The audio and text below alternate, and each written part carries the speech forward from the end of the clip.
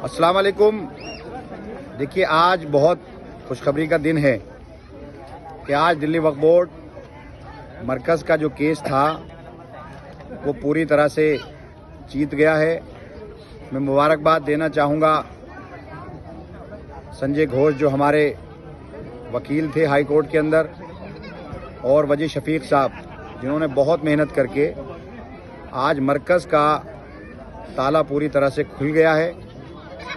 आज high court के जज साहब ने कहा कि आपने जिन लोगों से चाबी दी थी, केंद्र सरकार से कहा कि जिन लोगों से आपने चाबी ली थी उनको बगैर किसी शर्त के जो आप अंडरटेकिंग लेना चाहें वो लेकर के उनको चाबी सौंप दो।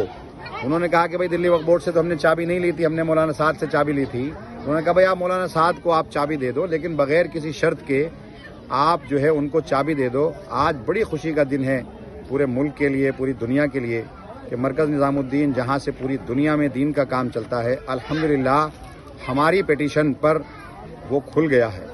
शुक्रिया।